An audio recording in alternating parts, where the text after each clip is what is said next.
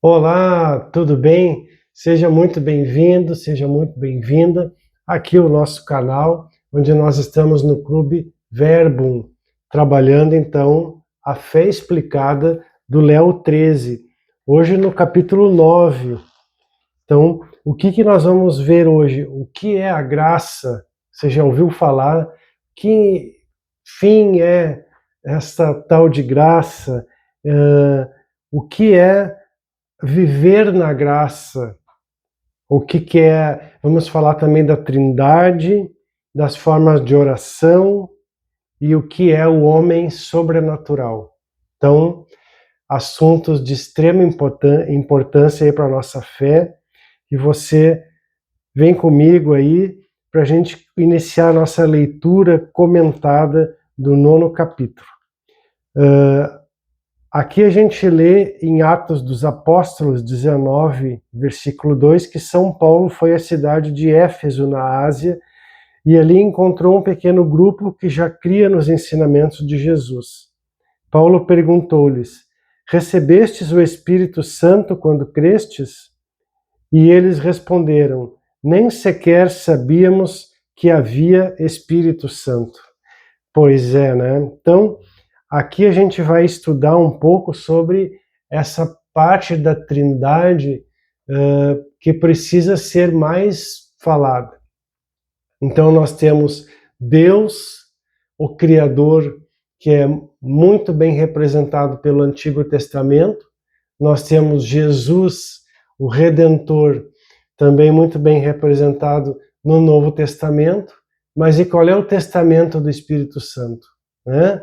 Você já parou para pensar? Você já se perguntou quem é o Espírito Santo? Como que ele é? Como que ele funciona?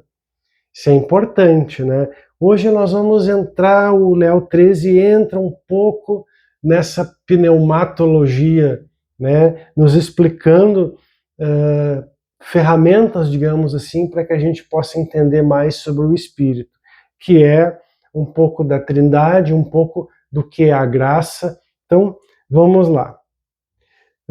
Aqui ele vai dizer justamente isso, né? Que hoje em dia nenhum de nós desconhece o Espírito Santo, mas ao mesmo tempo também não conhece ele perfeitamente. Sabemos que é uma das três pessoas divinas que com o Pai e o Filho constitui a Santíssima Trindade. Sabemos também que é designado por outros nomes. Ele é o Paráclito, palavra grega que significa consolador, o advogado que defende a causa dos homens diante de Deus. O grego Paráclito era uma pessoa que ficava junto no julgamento, né?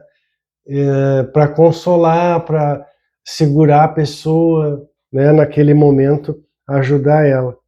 Então, Paráclito vem do grego, né?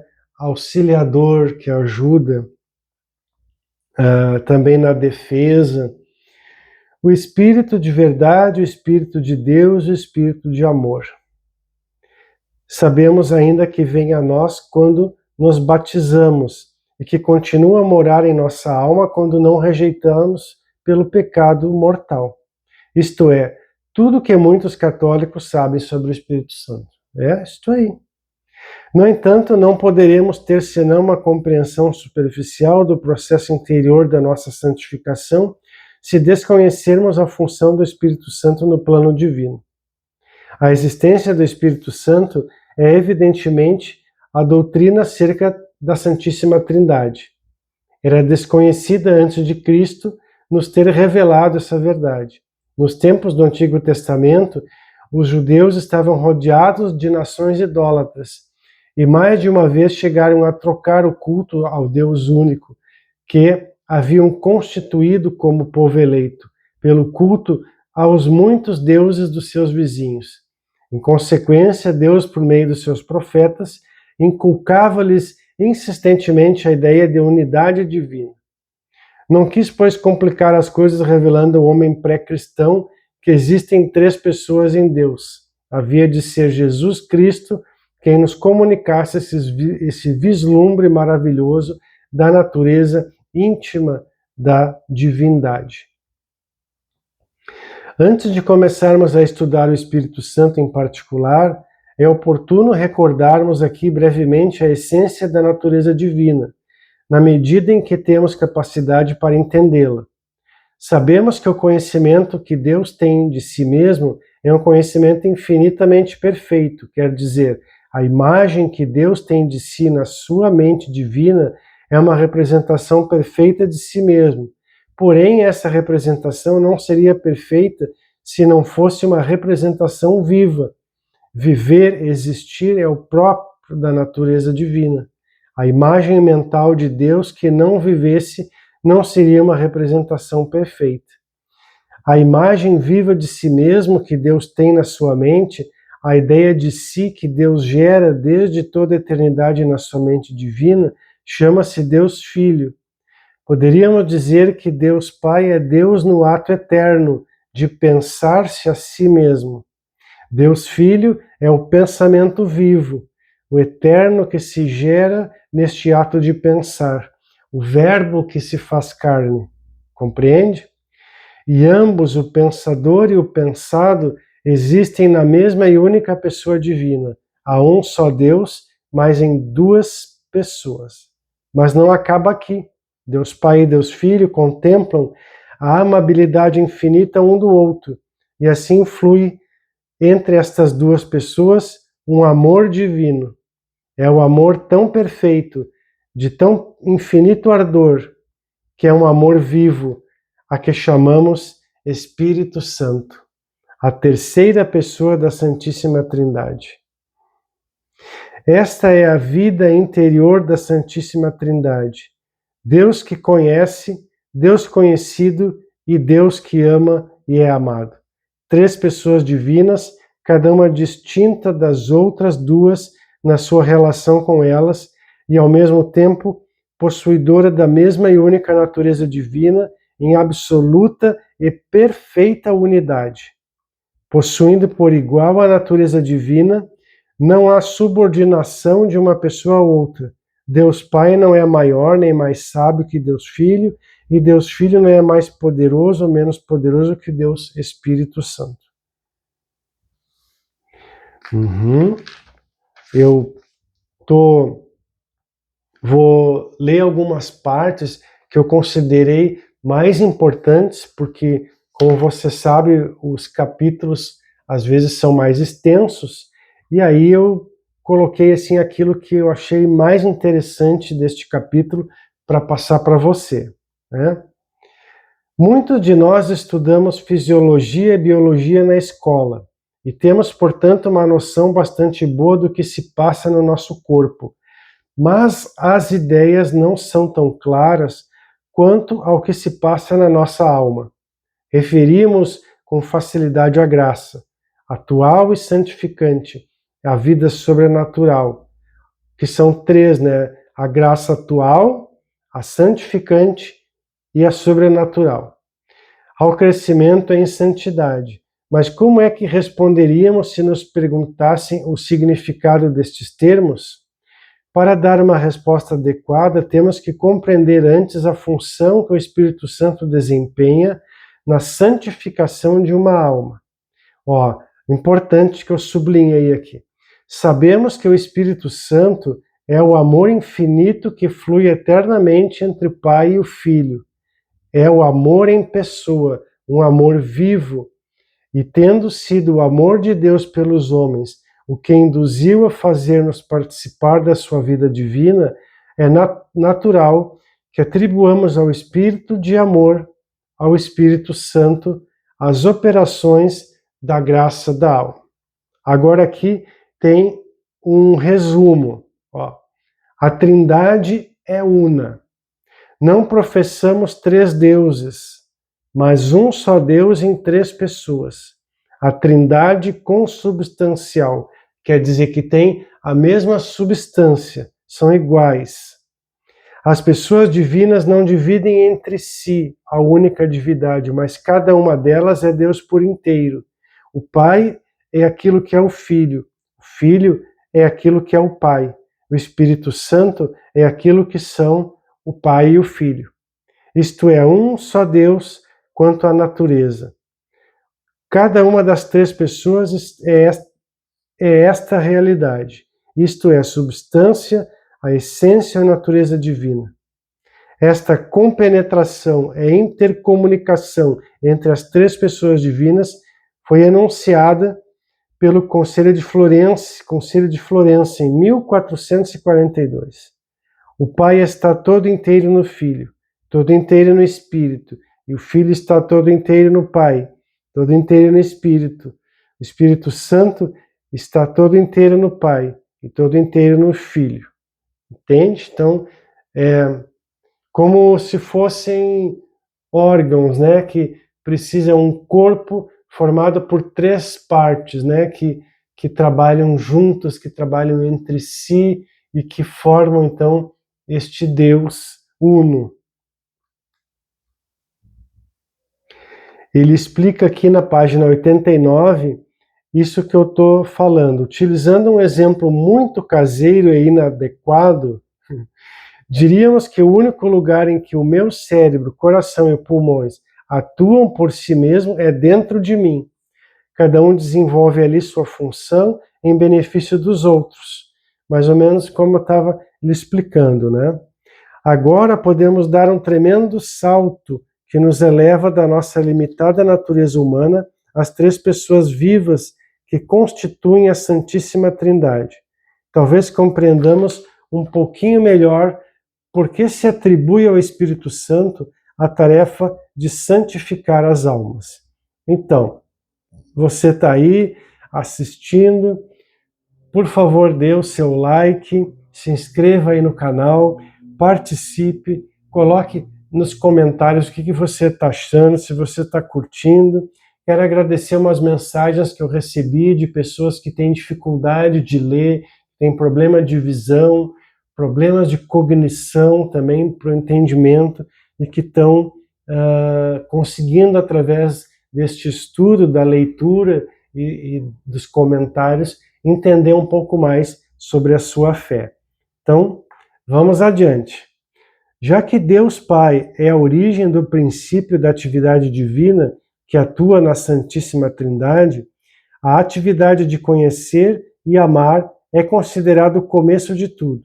Por esta razão, atribuímos ao Pai a criação, embora na realidade seja a Santíssima Trindade quem cria, tanto o universo como as almas individuais. O que faz uma pessoa divina, fazem-no as três.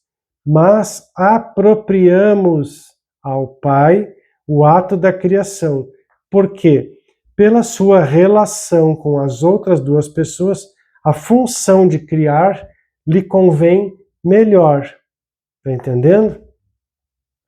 Essa palavra apropriação, a redenção, a Jesus, a criação, a Deus, é muito utilizada. Depois, como Deus uniu a si uma natureza humana na pessoa de Jesus Cristo, olha só que linda essa explicação do Léo 13. Por meio da segunda pessoa, atribuímos a tarefa da redenção a Deus Filho, a sabedoria viva de Deus Pai, o poder infinito, o Pai, decreta a redenção. A sabedoria infinita, o Filho, realiza-a.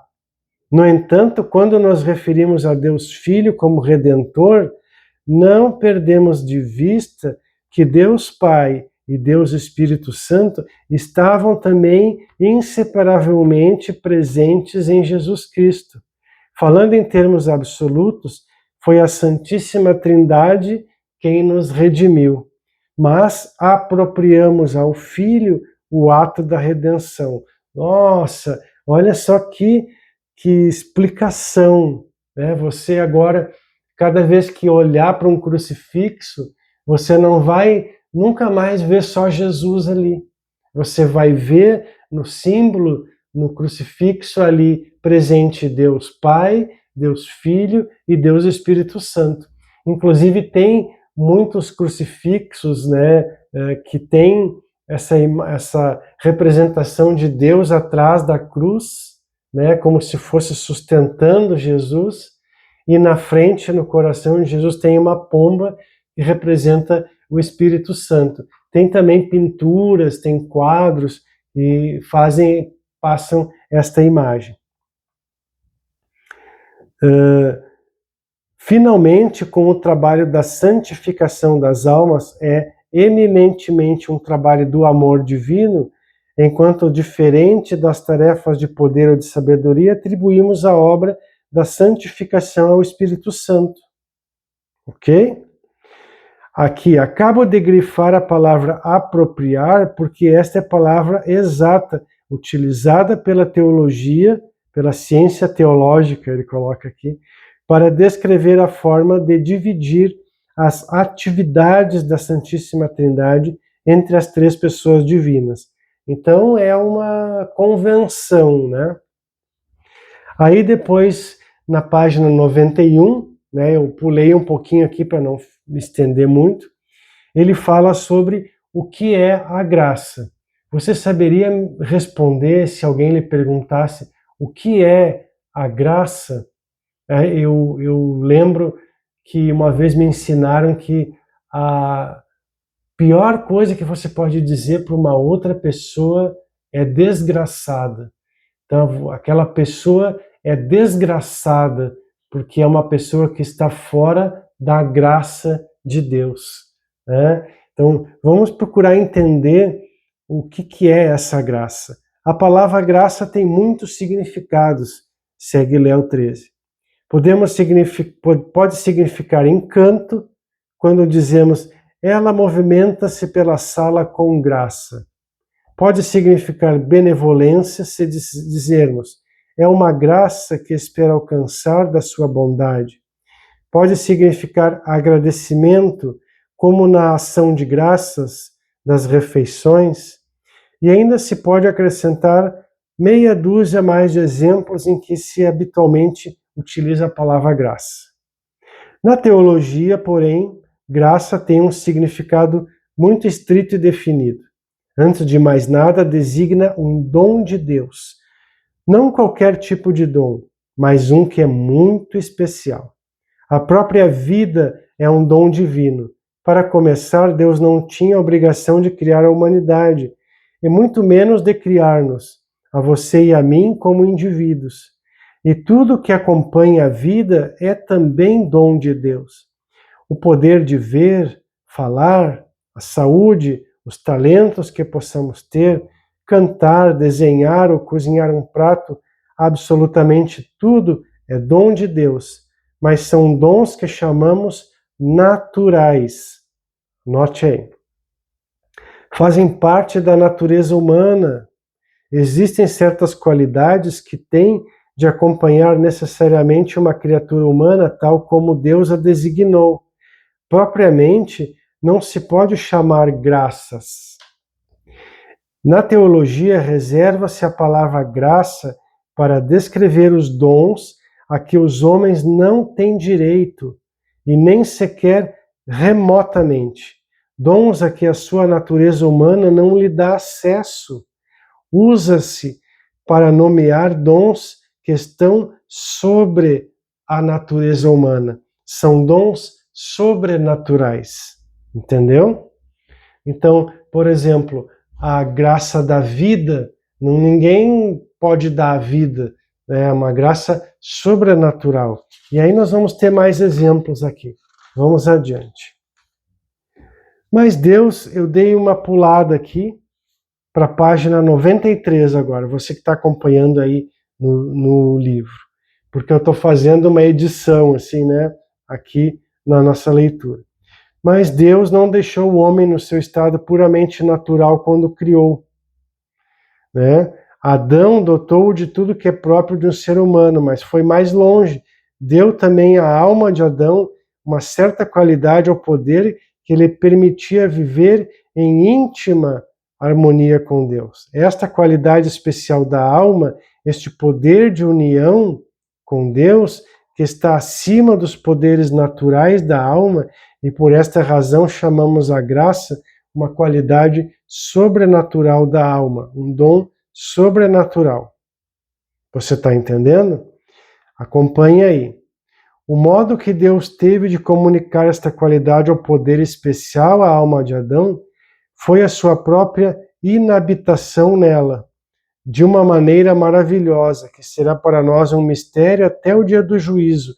Deus fixou morada na alma de Adão.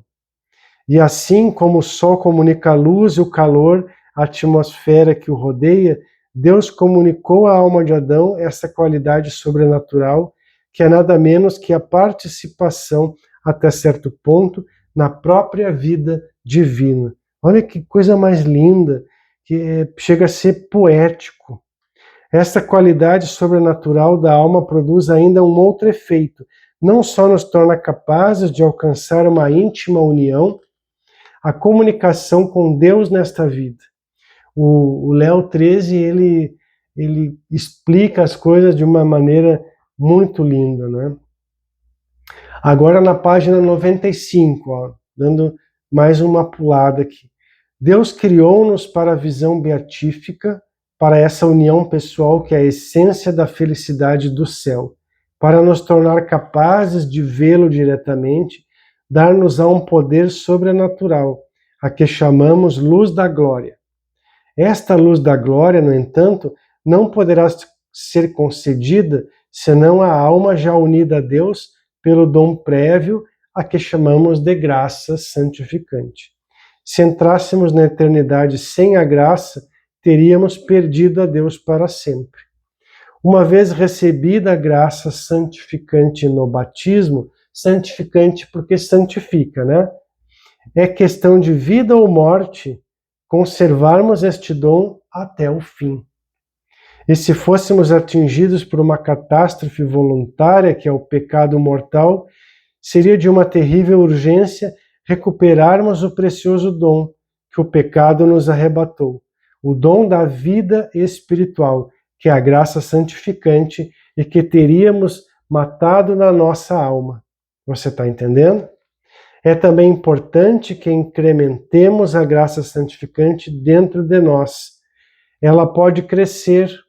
Quanto mais uma alma se purifica de si, melhor corresponde à ação de Deus, na medida que o eu egoísta e egocêntrico se reduz, aumenta a graça santificante.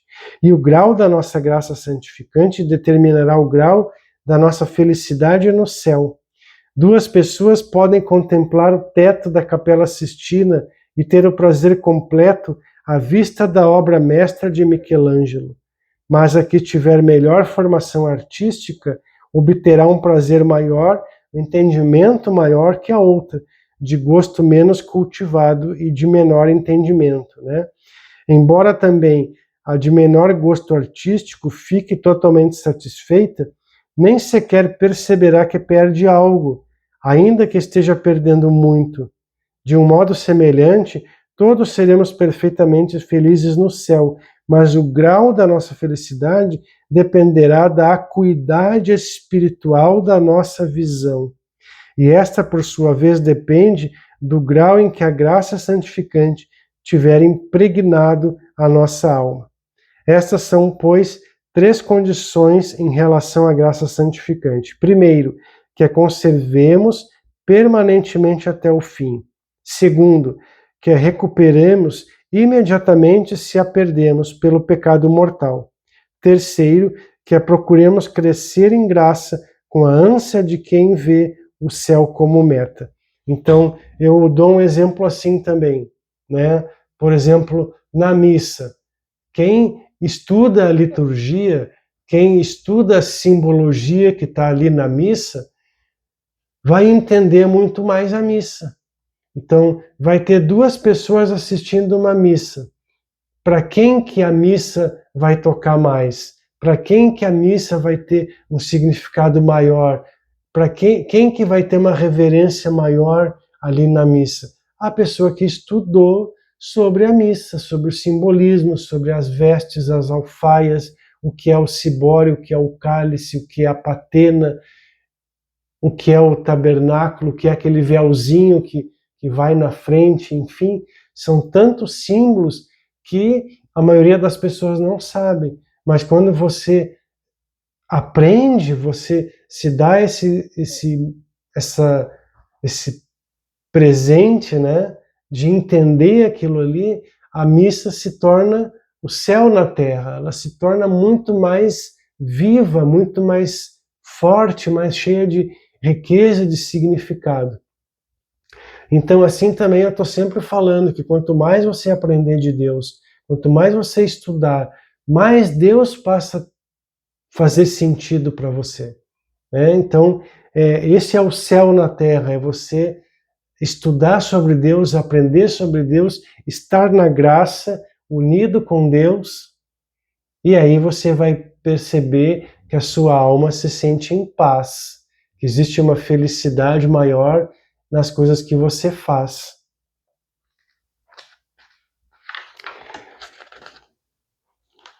Página 96. Aqui, página 97. Dada a absoluta necessidade da graça, é reconfortante recordar outra verdade que também é matéria de fé, que Deus dá a cada alma a graça suficiente para alcançar o céu. Ninguém se condena a não ser por culpa própria, por não utilizar as graças que Deus lhe dá. Porque podemos, sem dúvida, repelir a graça.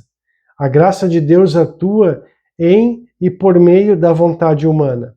Não destrói a nossa liberdade de escolha.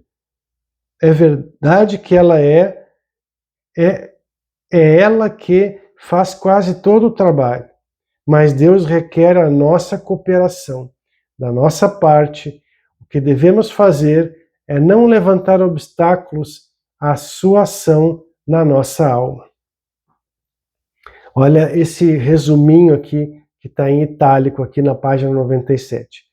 A livre iniciativa de Deus pede a livre resposta do homem, pois Deus criou o homem à sua imagem, conferindo-lhe com a liberdade o poder de conhecê-lo e amá-lo. A alma só pode entrar livremente na comunhão do amor. Deus toca imediatamente e move diretamente o coração do homem. Ele colocou no homem uma aspiração à verdade e ao bem que só ele pode satisfazer completamente, plenamente. Referimos principalmente as graças a estes impulsos divinos que nos inclinam a conhecer o bem, a realizá-lo. Talvez um exemplo que possa ilustrar a relação da graça com o livre-arbítrio. Suponhamos que uma doença me reteve na cama por longo tempo. Já estou convalescente, mas tenho que aprender a andar de novo. Se tentar fazê-lo sozinho, cairei de bruços. Por isso, um amigo tenta ajudar-me. Passa-me o braço pela cintura e me apoio firmemente no seu ombro. Suavemente, passeia-me pelo quarto. Já estou andando outra vez. É verdade que quem realiza quase todo o trabalho é meu amigo, mas há uma coisa que ele não pode fazer por mim: que os meus pés se levantem do chão. E se eu não tentar pôr um pé diante do outro, se não fizesse mais do que pendurar-me no ombro do amigo como um peso morto, o seu esforço seria inútil. Apesar da sua ajuda, eu não andaria. Você está entendendo o exemplo que ele está dando? É como se Deus nos sustentasse para que a gente possa andar no caminho. Mas eu tenho que levantar meus passos, eu tenho que ter essa vontade, esse ímpeto, né, de querer encontrar a verdade, de querer encontrar-me com Deus, de buscar no estudo da palavra, de buscar num estudo conhecê-lo mais. Né? De mesmo modo, podemos fazer com que muitas graças de Deus se desperdicem. A nossa indiferença ou indolência, ou pior ainda, a nossa resistência voluntária pode frustrar a ação da graça divina na nossa alma. Penso que, na verdade, uma das nossas maiores surpresas no dia do juízo será descobrir o pouco que fizemos pela nossa salvação.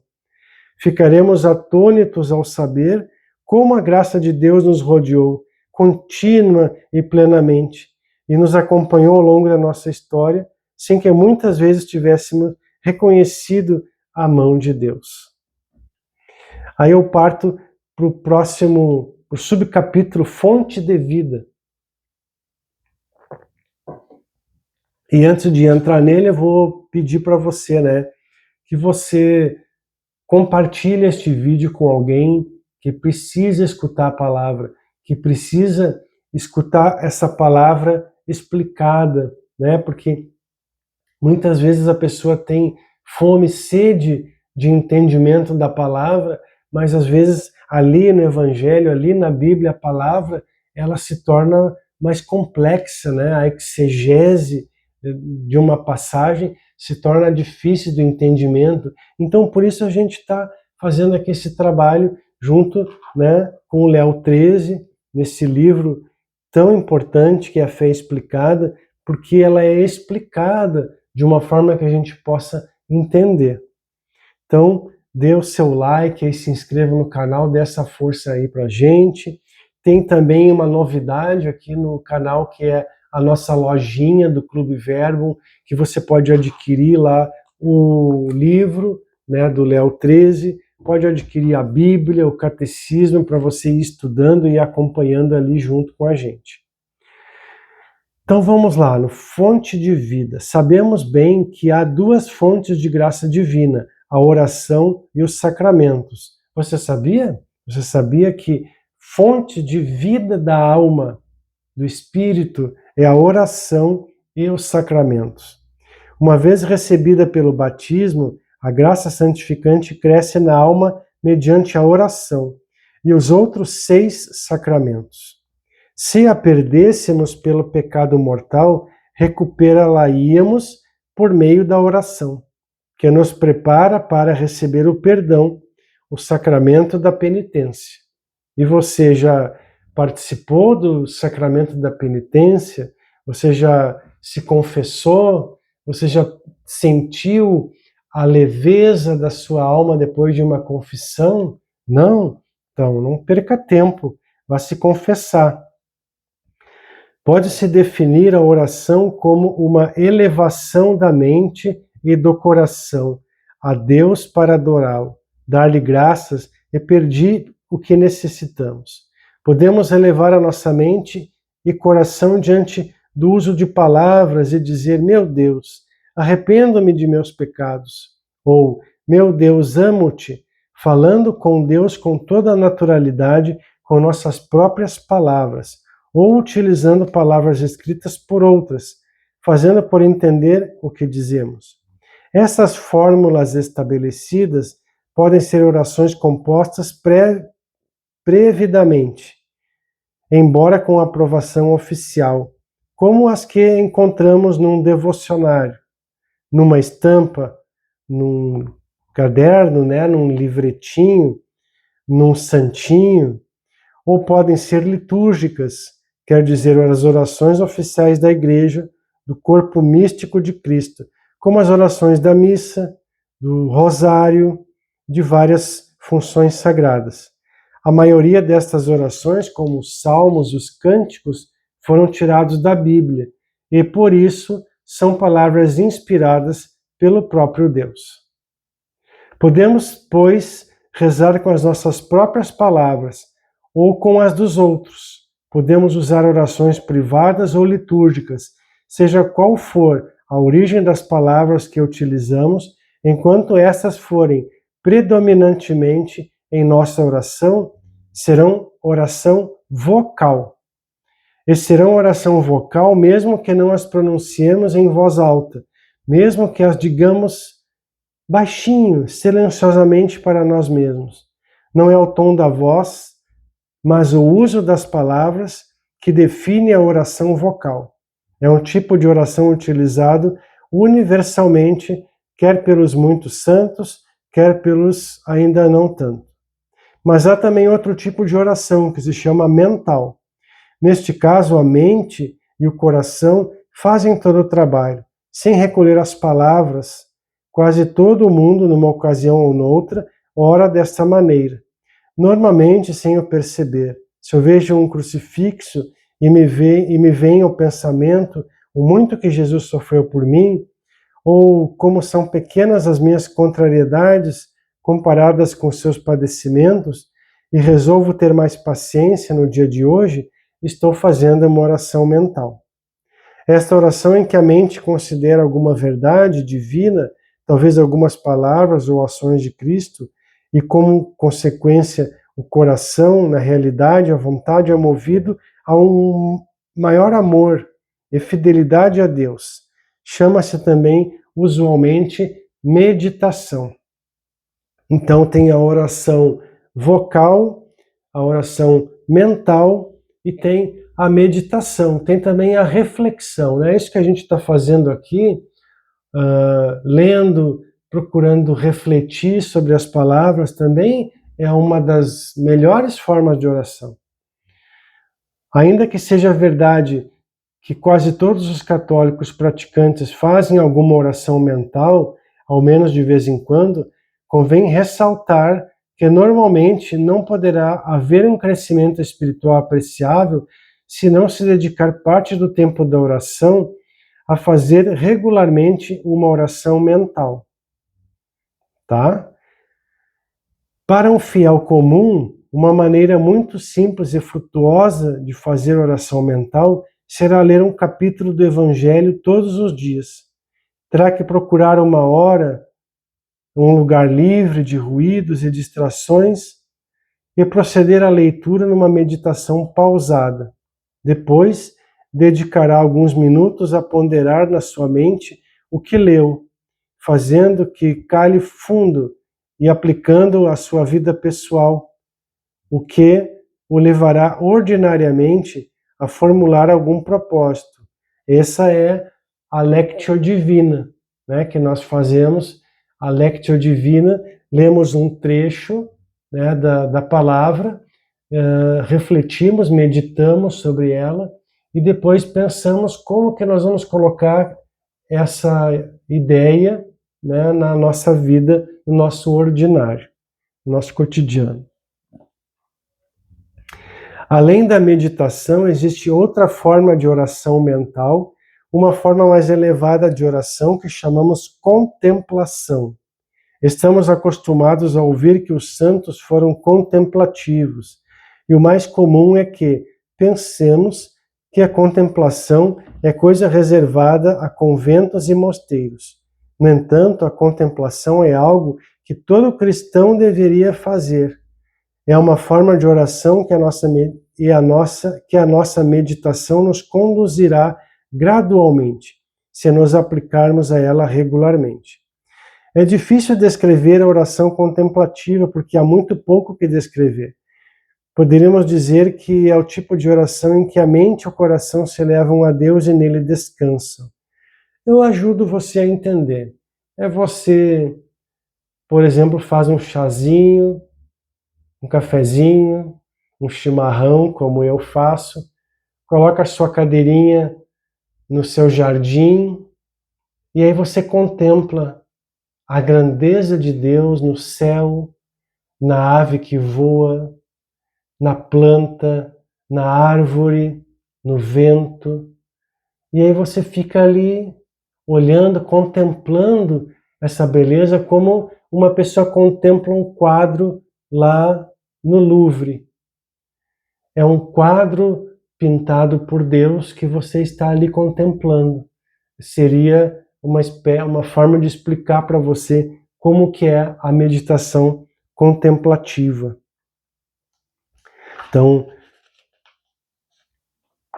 indo um pouco mais adiante, esta nossa maravilhosa vida interior, esta participação na própria vida de Deus, que é a graça, cresce com a oração, seja ela qual for, né? Como ele nos ensinou, a oração vocal, mental, né? A contemplativa. Isso também é verdade com relação aos sacramentos da penitência. Ordinariamente pensamos que o sacramento da confissão é o sacramento que devolve a vida quando se perdeu a graça santificante pelo pecado mortal. Não há dúvida de que este é o fim primário da penitência. Mas além de ser remédio que devolve a vida, é remédio que a revigora Imaginar que se trata de um sacramento exclusivamente reservado ao perdão dos pecados mortais seria um erro sumamente infeliz. A confissão tem um fim secundário para a alma que já está em estado de graça. É um sacramento tão doador de vida como é a Sagrada Eucaristia. Por isso, o recebem com frequência os que não querem conformar-se com uma vida espiritual medíocre. Aqui o Léo XIII não fala também, mas eu explico para você uma ideia que a confissão é o maior exorcismo. Então, por quê?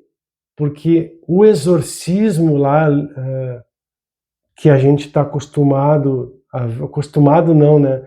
Que não está acostumado a ver, porque é muito raro, mas o exorcismo que a gente está acostumado a ter na mente, na ideia, seria tirar o demônio do corpo da pessoa, né? Porque ele está possuindo o corpo da pessoa. Mas você já parou para pensar que a confissão é um exorcismo que tira o demônio da alma da pessoa, da mente da pessoa? Porque você vai lá, confessa os seus pensamentos, os seus pecados, os seus desejos. Então, a confissão é um exorcismo também, talvez um dos maiores, e que a maioria dos cristãos, dos católicos, não usa esse poder da confissão como um exorcismo. Então fica aí a dica para você que está me assistindo, né? Para você também utilizar o poder da confissão como um poder de exorcismo. No entanto, o sacramento que é fonte de vida por excelência é o da Sagrada Eucaristia. Mais que nenhum outro, enriquece e intensifica a vida da graça em nós. A própria forma do sacramento nos diz. Na Sagrada Eucaristia, Deus vem a nós, não pela limpeza de uma lavagem com água, não por uma confortadora unção com azeite, não por uma imposição de mãos transmissora de poder, mas como alimento e bebida sob as aparências do pão e vinho. Eucaristia e penitência. A conversão e a penitência cotidiana encontram a sua fonte e o seu alimento na Eucaristia, pois nela se torna presente o sacrifício de Cristo que nos reconciliou com Deus. Por ela são nutridos e fortalecidos aqueles que vivem da vida de Cristo. Ela é antídoto que nos liberta de nossas faltas cotidianas e nos preserva dos pecados mortais. Então, incuta aí no seu espírito, né? A Eucaristia e a penitência. Deixa eu ver, aqui fala sobre a missa. Na missa, a nossa alma ergue-se como criança que busca a sua mãe, busca sorver no seio da sua mãe a energia, a força, e ali, no seio da Santíssima Trindade, quando nos unimos a Cristo na missa, Ele junta o nosso amor por Deus ao seu amor infinito, fazendo-nos parte do dom de si mesmo, que Cristo oferece ao Deus uno e trino nesse Calvário perene. Olha que poético, né? Só a missa, mesmo sem comunhão, já é uma fonte de graça sem limites para um membro do corpo místico de Cristo que esteja espiritualmente vivo. Você entende quando ele fala espiritualmente vivo? Espiritualmente vivo quando está feita a sua confissão, que o reconecta, né, a esta graça. Então ele está em estado de graça, unido com Deus de forma íntima e participa da Eucaristia. Então isso é uma alma viva.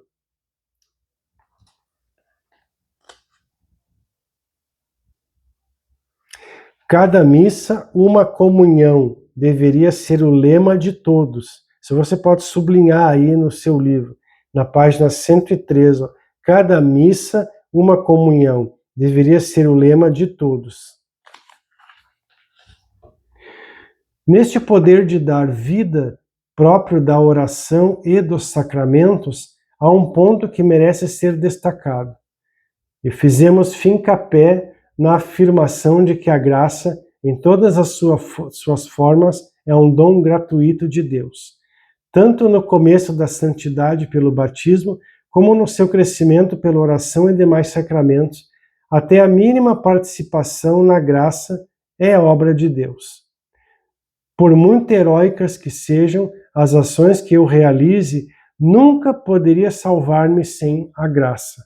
Fique bem claro isso. E não obstante, isto não me deve levar a pensar que a oração e os sacramentos sejam fórmulas mágicas que possam salvar-me ou santificar-me apenas de mim. Se eu pensasse assim, seria culpado desse formalismo religioso, de que tantas vezes se acusam os católicos. O formalismo religioso aparece quando uma pessoa pensa que se torna santa simplesmente por realizar certos gestos, recitar certas orações, assistir certas cerimônias. É importante isso que ele está falando aqui, ó, preste muita atenção. Esta acusação, quando feita contra os católicos em geral, é sumamente injusta, mas verdadeira se aplicada a determinados católicos, cuja vida espiritual se limita a uma recitação maquinal e rotineira de orações fixas, sem cuidar de elevar a mente e o coração a Deus, sem estudar, né? E uma recepção dos sacramentos por costume ou por falso sentido do dever, sem luta constante por unir-se mais a Deus. Em resumo, Deus pode penetrar na alma só até onde o nosso eu deixar. Você percebeu a profundidade disso aqui?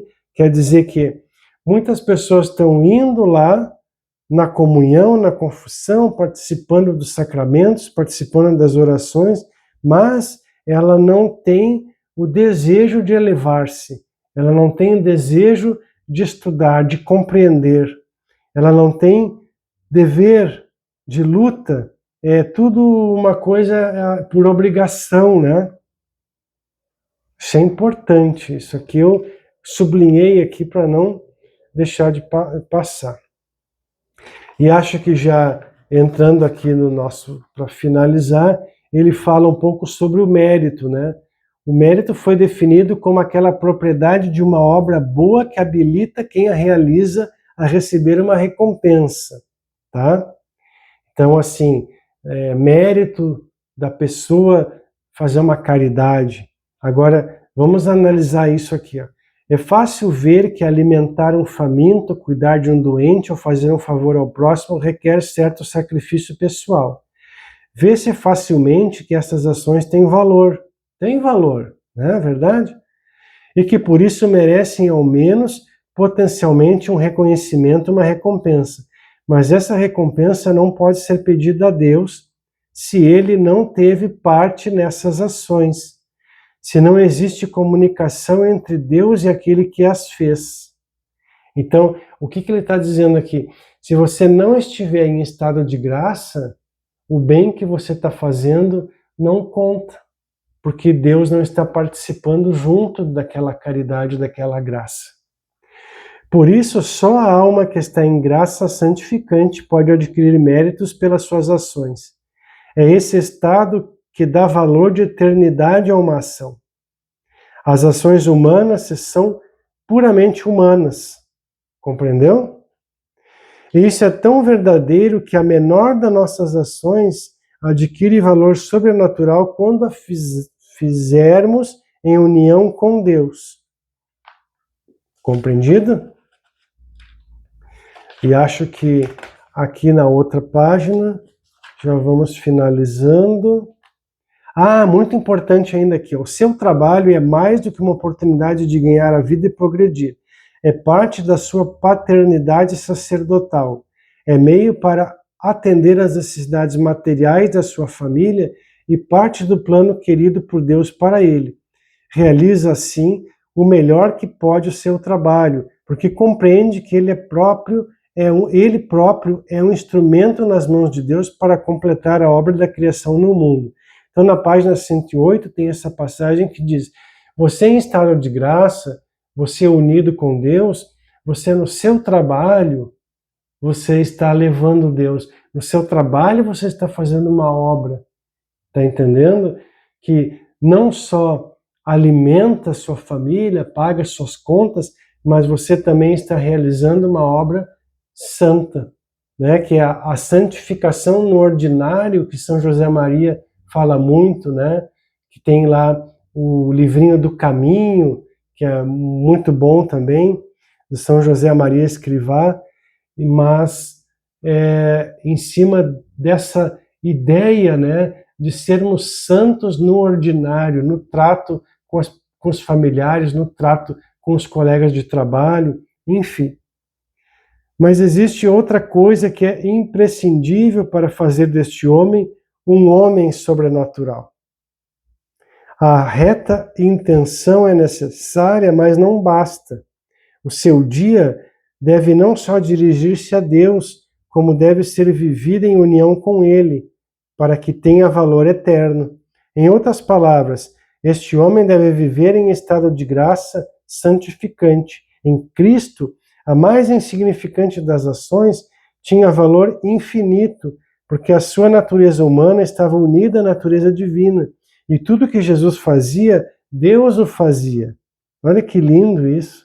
De modo semelhante, mas só semelhante, o mesmo se passa conosco quando estamos em graça. Não possuímos a natureza divina, mas participamos da natureza de Deus, compartilhamos a vida divina de uma maneira especial. Em consequência, qualquer coisa que façamos, exceto o pecado, claro, né?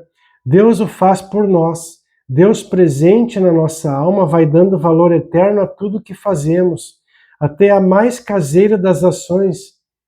Né? Limpar uma criança, trocar uma lâmpada, merece um aumento de graça santificante em um grau mais alto de glória no céu. Se a nossa vida está centralizada em Deus, eis o que significa viver em estado de graça. Eis o que significa ser um homem sobrenatural. Maravilhoso. Então agora eu preparei para você aqui um resumo, né? Um resumão assim do capítulo 9. 1. Deus não quer apenas nos salvar, Ele quer viver em nós. A primeira ideia fundamental do capítulo é esta. Deus não quer apenas perdoar o homem, Ele quer viver dentro do homem. Isso significa que a salvação cristã não é só evitar o inferno e ser uma boa pessoa. O plano de Deus é muito maior. Ele quer comunicar a sua vida ao ser humano. Teresa explica essa vida divina é chamada de graça. Então, olha só, vou repetir. Não é só evitar o inferno, não é só ser uma boa pessoa, mas é querer estar fundido, unido com Deus. Isto é estar em graça. O que é a graça? A graça é um dom sobrenatural que Deus concede à alma. Porque ele não é natural, ele é sobrenatural. O Espírito Santo é quem produz essa vida na alma. Teresa explica que essa transformação da alma é obra do Espírito Santo. Dentro da Santíssima Trindade tem a apropriação. Lembra que nós falamos? O Pai cria, o Filho redime, o Espírito santifica. A graça santificante, fala no próximo capítulo, né? É recebida no batismo, torna a alma filha de Deus, torna a alma o espírito vivo, né? Algo extraordinário. Quando uma pessoa está em estado de graça, é a própria Trindade vivendo dentro dela. Isto é chamado de habitação de Deus na alma. A alma se torna templo de Deus. Isto. A alma em estado de graça é um templo vivo de Deus. O pecado mortal destrói essa vida. Então, o pecado mortal destrói a graça e acaba cortando essa ligação com Deus, né? Então, é um espírito morto, uma alma morta, né? Como a gente sabe que tem muitas pessoas que estão espiritualmente mortas. Como se cresce na graça, né? Na oração, seja ela oral, vocal, mental, contemplativa, meditativa, na caridade, na luta contra o pecado e nos sacramentos. Especialmente, né, o da confissão, que não é só um perdão dos pecados, mas que é, como o Fernando ensina, um exorcismo também, né? E na Eucaristia, na Santíssima, na Sagrada Eucaristia. A grande ideia do capítulo, ó, o ponto central para que o leitor entenda é: ser cristão significa viver uma vida sobrenatural. Ser cristão significa viver uma vida espiritual. Então, é uma vida material, é uma vida espiritual. Então, tem pessoas que estão vivendo só uma vida material. O cristão precisa viver a vida material e a vida espiritual, com equilíbrio, organizado, tudo certinho. A frase que resume todo o capítulo: a graça é a própria vida de Deus dentro da alma humana, comunicada pelo Espírito Santo. Então, espero que você tenha gostado dessa leitura comentada do nosso capítulo 9 e aguarde a próxima do capítulo 10, que é as virtudes e os dons do Espírito Santo. Essa é sensacional, maravilhoso tema. Então, mais uma vez, muito obrigado aí por você estar acompanhando. Tem na descrição do vídeo ali um link para você participar do nosso grupo do WhatsApp, que também é importante você estar lá para receber alguma novidade. Os vídeos são colocados lá também para você assistir. E aqui no canal também eu coloco organizadinho num playlist ali, desde o primeiro até o último, né? Estão ali organizados no playlist. Então, se você deseja adquirir o livro, adquirir uma Bíblia, comprar uma caneca legal ali para você, né? Você comprando na nossa lojinha ali, você dá uma força aqui para o canal também, com uma coisinha de nada, assim, de comissão, mas que já motiva a gente a continuar. Também nos 3 pontinhos ali, se você for, tem o valeu, que você pode também enviar uma quantia aí para fazer faz-me rir, né, no canal aqui para ajudar a gente, tá bom? Então, muito obrigado, espero que você esteja curtindo, né, comente ali nos comentários o que você está achando. Se você não está gostando, não precisa dizer nada, né, daí você fica quieto. Estou brincando. Mas então, um grande abraço para você, que Deus lhe abençoe e que lhe dê, né, essas virtudes necessárias para seguir o que a gente comentou hoje e estar em graça, né, santificante, estar com o seu espírito aí vivo, vivendo todas as bênçãos de Deus, tá bom? Um grande abraço e até a próxima.